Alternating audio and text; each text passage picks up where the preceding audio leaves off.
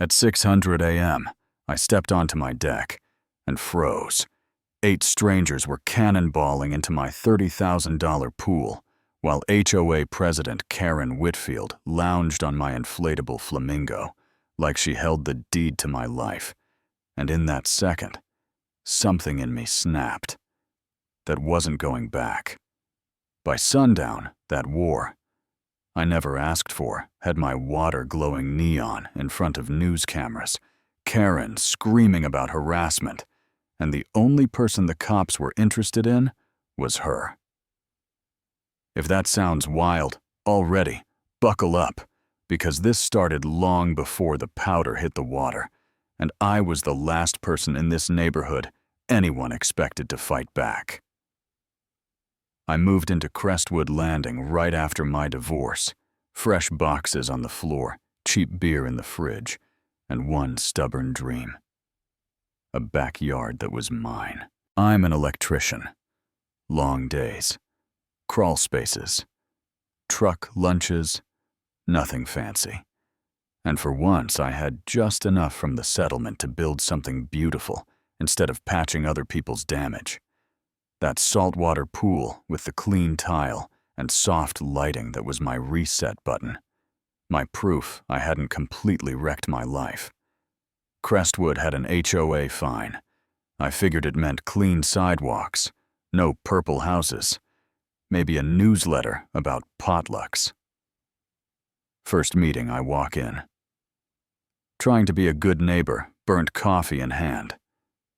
Sit down, and 5 minutes later, my name is on the agenda like a criminal case. Karen, mid-50s hair scraped into a power bun realtor smile that never reaches her eyes, taps the mic and says, "Next item, unauthorized pool installation at 82 Willow Run." She holds up photos of my backyard taken over my fence. Violations of lighting standards, no HOA approval recommended fine, $1,500. I stand up. Keep my voice steady. Tell her I pulled every permit past every inspection. She doesn't even glance at the paperwork. "City code isn't community code, Marcus," she says. "We hold a higher standard, rules apply to everyone." The way she says electrician feels like mess. The board nods along without reading a thing. I walk out humiliated, angry, but still thinking maybe this is some mix-up I can fix. Out in the parking lot, I ask her calm how to make it right. She jingles her keys and says, "Don't stress. I'll personally inspect HOA emergency access. If it's fine, we can forget the fine." I tell her I'd like something scheduled, something written. She waves me off. "Trust me, sweetie." Next day, I come home from a 10-hour shift, and my gate is bent. Furniture soaked, chemical jugs open, a couple lights blown. Citation on the door, multiple violations. Immediate corrections or escalating penalties signed by her. No call, no notice, just damage and threats. That weekend I wake up to shouting and music step outside, and there are like 15 people in my yard. Kids bombing into my pool, adults with plates on my deck, and Karen on my flamingo with sunglasses and a drink. "Morning, Marcus," she calls. "My family volunteered to help with a more thorough safety evaluation." I tell her to get out, tell them all to leave, my hands shaking. But I'm firm. She paddles closer. Smile gone flat. "You really don't want to be that neighbor who makes this adversarial. You know what I mean. That sugary threat wrapped in regulations." 2 days later, Officer Green is at my door with Karen behind him looking like a wounded saint. She says I verbally attacked her, that she's just trying to enforce rules. She's got 3 relatives backing her story. I explained she broke into my yard and used my pool. The officer listens, but all he can really say is to keep it civil. When they leave, I'm standing in my own doorway, feeling like the narrative just flipped on me. My divorce lawyer once told me, in a fight, the one with the best records wins. So I drop 400 on cameras, high-res night vision cloud, and wire my place like a job site. A few days later, I'm at work when motion alerts start lighting up my phone. I open the app, and there they are. Karen and her crew in my pool again, like it's a resort. Then a well-dressed couple walks in through my broken gate. Karen gives them a tour, gestures at my water, and I hear her on audio.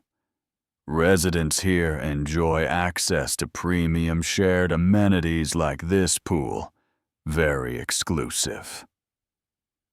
I'm standing in a parking lot with my jaw on the asphalt. That night I print screenshots, walk to her doorstep, and lay the photos between us. Using my private pool to sell houses, that's not just rude, Karen. She shrugs. They're prospective buyers. Marcus, you're misinterpreting. Then I hit play on the clip of her calling my place a shared amenity. Her eyes flicker.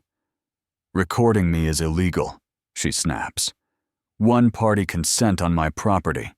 I say, you might want to read the laws you like to quote. Door slams. For the first time, I feel something shift.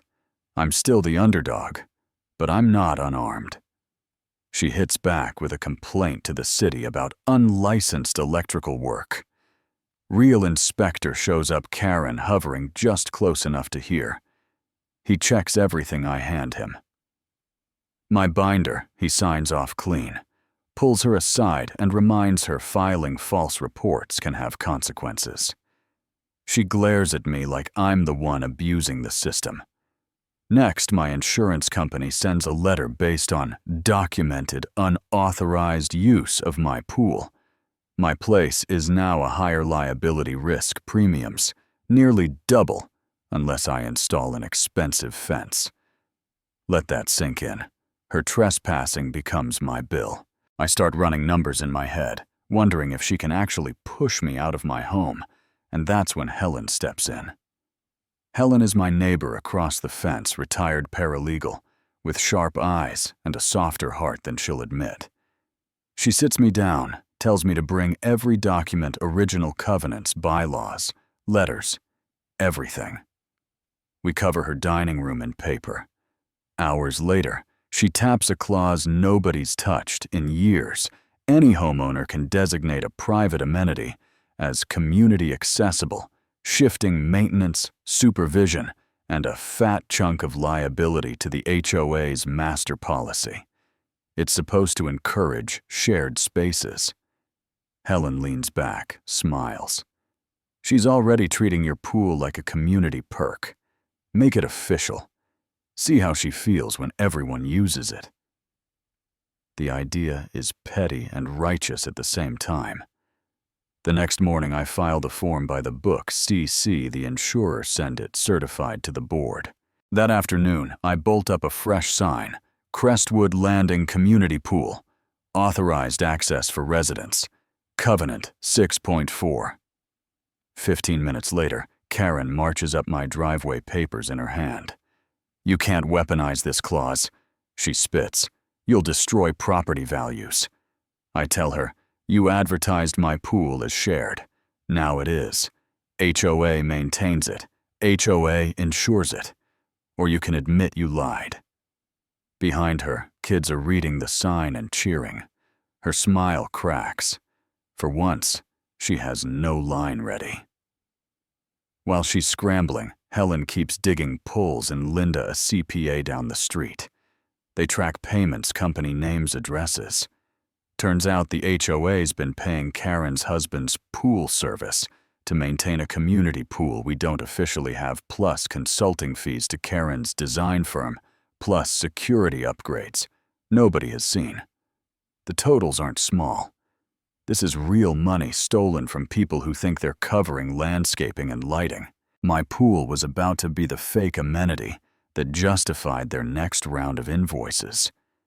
That's the twist that changes everything. Because now it's not just about my backyard, it's about a pattern. We package the evidence, invoices, registrations, bank traces where we can, and send it to the state, to the county attorney, to her husband's licensing board. Quietly, we also call a local reporter known for torching shady HOAs, and we circle the annual HOA meeting in red, the one where Karen has to stand up and present financials with half the neighborhood watching. She must feel the walls closing in, because the week before the meeting she goes desperate. One night my cameras get hit with paintballs. Another night my pool equipment is busted open, wires cut pump fried. On the one angle that still works, you can see Derek slipping through the fence with tools. Then Linda's house is broken into her laptop, stolen a note, telling her to drop it. Right after that, Karen files for a restraining order, saying I'm stalking her, following her car, harassing her family. On paper, it looks bad. A judge signs a temporary order. For a day, it feels like she flipped the script. Again, turned herself into the victim, and me into the crazy neighbor attacking the HOA queen. But people who believe they're untouchable always overplay. Annual meeting night, the community center is packed, news crews lined up at the back, neighbors in every chair. Karen sits at the head table in a navy suit, restraining order file beside her like a trophy. She starts with this polished speech about community safety and one resident who's been spreading lies. Eyes turn toward me in the back row. My heart's pounding, but I'm not moving. She holds up the restraining order like proof she's righteous. And then the reporter stands up. "Before you go on, Mrs. Whitfield," he says, voice calm, but loud enough for the cameras. "Can you explain nearly $100,000 in HOA payments to companies registered to you and your husband for services? No one here remembers receiving. The room goes so quiet you can hear the air conditioner." Karen laughs it off, calls it routine contracting. He reads business registrations, dates, invoice numbers. Helen stands and says we've provided complete documentation to authorities. You can feel the board members shrinking in their chairs. Karen points at me, starts yelling that this is harassment, that I'm violating the order, that I'm dangerous. And that's when Officer Green steps forward from the doorway. Not with a warning for me this time, but with focus in his eyes. "Karen Whitfield," he says, "based on an active investigation into embezzlement fraud and false reporting, I'm placing you under arrest." Handcuffs click.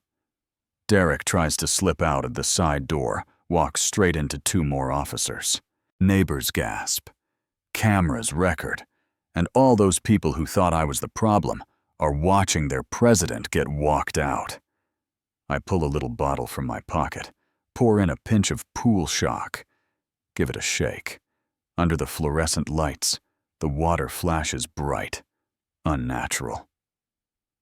"Funny thing about the truth," I say, and to nobody in particular, and everybody at once. Once it reacts, you can't pretend it's just regular water anymore. Yeah, that happened. So that's how a worn-out electrician with one pool ended up dragging an entire crooked setup into the light. Some folks told me I should have let it go. Some think I didn't go far enough. Some are just mad, the illusion of a perfect community cracked. Me. I think if someone uses rules to crush people, they deserve what comes when the rules finally cut back. What about you? Did I push it too far? Or is this exactly what needs to happen when people hide behind titles and HOAs to bully their neighbors?